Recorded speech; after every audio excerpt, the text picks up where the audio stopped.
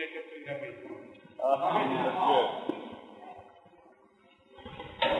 That's good. Cold here. I mean, this is like from California. It's like this is freezing to be. How's everybody doing? Okay? Yeah. Cool. How much time do I have to do this? Okay, I'll do the kind of shorter intro and stuff. I do these really informally, so if you guys have any questions about anything while we're going, feel free to just put your hand up. There's no stupid questions. Well, all of you know, yes. But I'll basically tell you a little bit about how I got started. Someone like to do. My brother, I'll give you the quick version of this. Hey, Jeff, how you doing? My brother was a marching instructor for Room People Corps.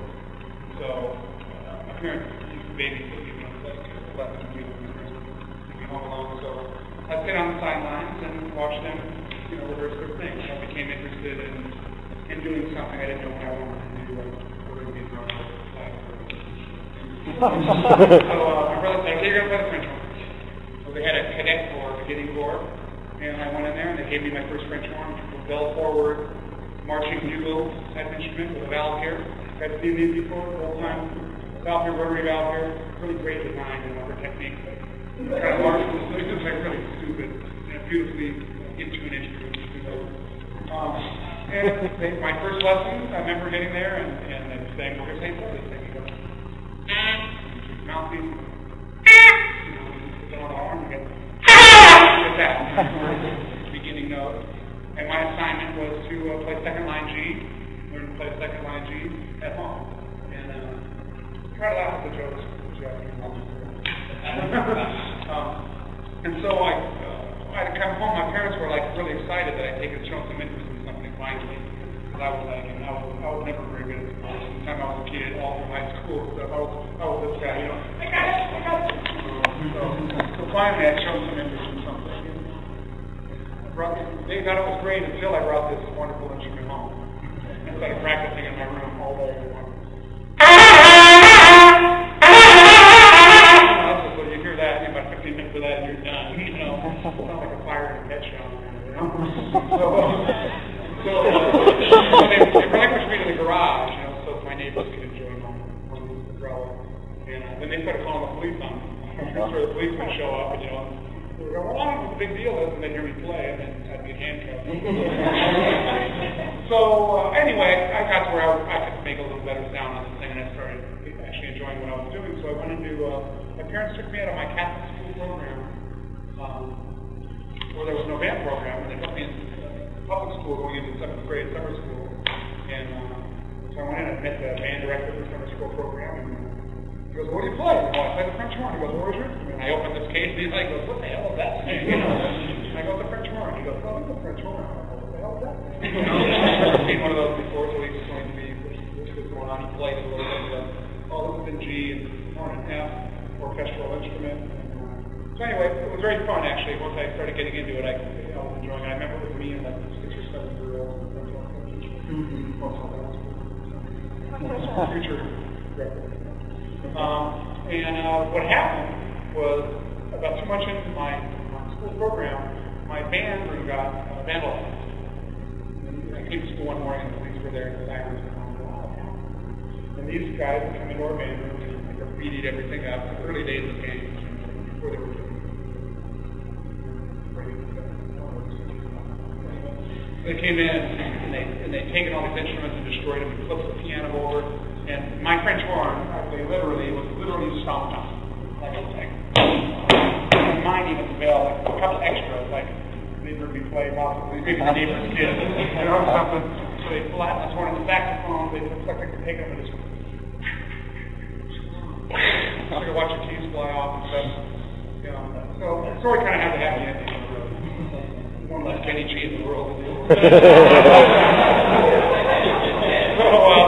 because of insurance purposes, and because I didn't take my French horn home to practice, it got destroyed.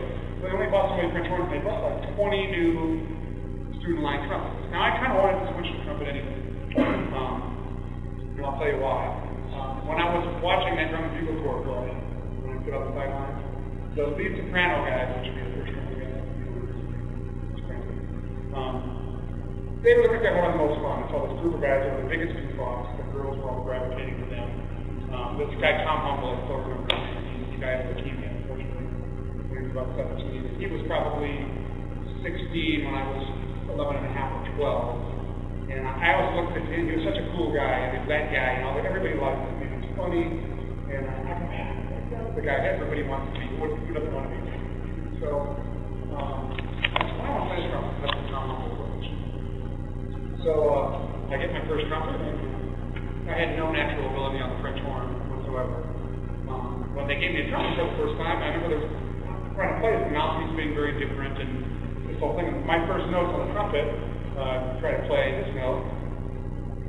Try to hit that note, and I'll get some weird sounds like like somebody jumping on a dog's tail kind of thing, you know. Now, at the time, I didn't know I was going to be making a living doing that. I just thought it sucked. I had no idea what I'm trying to get. I'm trying to get this note to come out. So, I was kind of very shy about playing in front of people. So I'm in my garage now, and I'm practicing the trumpet. I'm trying to, one of the things I realized about how much harder the trumpet seemed with the French horn. Because I remember I'd be practicing. I wanted to learn some songs, like I couldn't be a piece of yeah, so I get a piece of paper and I find they played the tune Somewhere Over the Rainbow, the A chord. And I could hear that in my head, so I gotta learn this song. So I put a piece of white paper and I would find a starting. Song like that and put whatever note. I don't know, I'll get the C or G, I don't even know what note I was going to do. And I find the next note by process of elimination. I write open, then point arrow up, open. That's how I learned music, you know. So I write the whole thing out. So the next note I find was second valve. Open, and small arrow. Went down a little bit. I didn't know what that meant. I didn't know what half that was. It just went down a little bit. So by the time I opened my head, open, down, 1, 3, 2, 1, it looked like a big stock ground. And I had 3 songs that I learned that way. And my mother, I remember coming out of the garage to check on me one day, and she sees this thing on my music stand, and she looked at it, and she ran into my dad, Arthur, her son is on drugs. It's the devil's work. And said, no, Mom, that's sort of the rainbow. Obviously, don't recognize it. I said, but these are the buttons I push. So that's how I learned to play, really. But what I didn't know while I was doing it was so much work for me to play. I mean, I would be sitting in a chair, and I would have to wrap my legs around the chair. I'd be going, just so much work. I was sweating, sunburned, and I didn't know why. It's because since I couldn't play low, I would just pick whatever note I could hit, whatever note that was. And it probably was more of a noise for the note than and I'm like, how do they march and play? I mean, how can anybody possibly, when I'm playing? I mean, I had to be glued to the ground for the one that was marching around. And they were probably playing, you know. They were probably playing that somewhere, and whatever note I was starting on, I might have been. Man, this is hard, you know. So I had a little bit of natural ability getting started on this thing. That's probably why I still play today, because we did this camp with the drum and bugle corps, thing where the A corps guys were going to take us youngsters into the wing and teach us how to read music and teach us how to march and all that stuff we have to learn. So I was always very shy about playing in front of people that didn't like the way it sounded. You know? So I'm all right, well, I'll go warm up a little bit. I'll go to the corner so that you can hear me. You know? Nobody should be able to hear that. You know?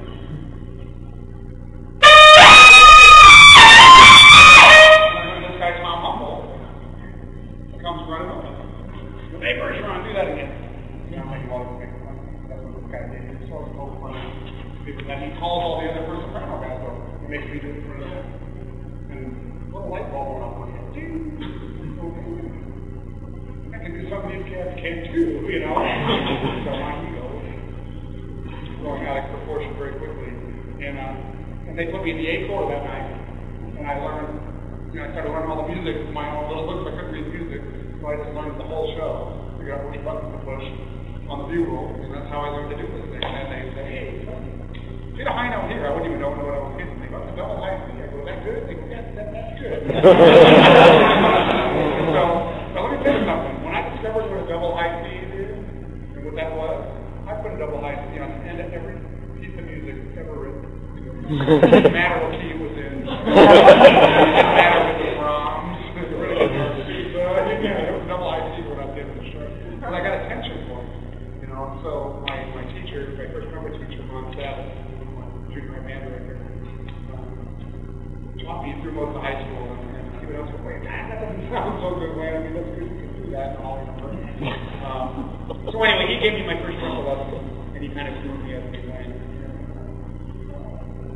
His whole thing was about teaching different styles of music, so after I got to where I could play a little bit, and he got me where I could actually play on the low register, so I could actually hit the money notes instead of just the high notes.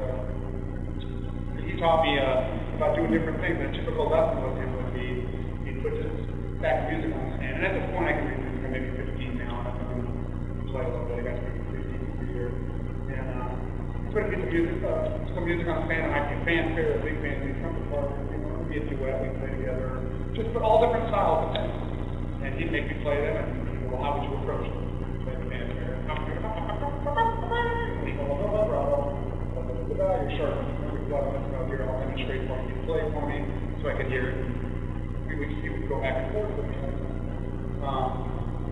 At this time in my life, I'd also discovered two trumpet players. One being Bill Chase. You know who that is? Yeah. I was just, like, the first time I heard that, I couldn't believe it. I was like, oh my God, man, I was just like in heaven. I listened to Chase, and then I discovered Nana Bergeron actually after that. So after I discovered these two guys, there was nobody else in the world I ever listened to. All that it was where their records at. And I just played over and try to play along and figure out what they were playing. And these guys are my heroes. I said, this is what I want to be. I want to do this. It's totally inspired me. And my teacher would always say, well, those guys are great, but we really need to broaden your listening skills with listening to the stuff. I didn't want to hear Miles Davis and Freddie Mercury or around anybody. You know, I was all about these guys. So at my lesson, how I was playing these things, he had me play. This one piece of music came out, it was a ballad, and he said, how would a 1940s 15 he had trumpets before, he said, wow. You know, it was like no valves. 1840s, were you talking about? So he said, how would you play this? And the song was Tenderly. I remember this very well. So I played it.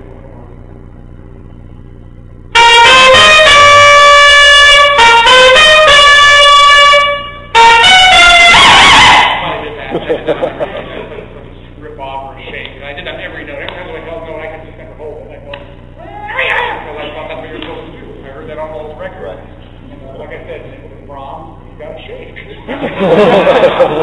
His guys were just, they couldn't do it back then. I figured that's all the real reason they didn't do it, you know. So he goes, no, that sounds horrible, you know. You have to play this like you're filling a ballroom sound. Play this like you're playing for your parents dancing, what they would like to do.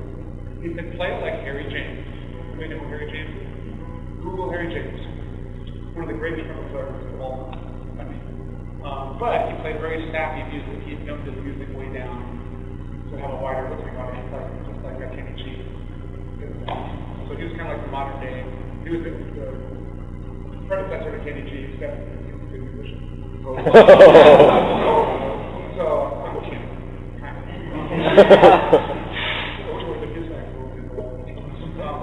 So he said, I said, well, Kenny G,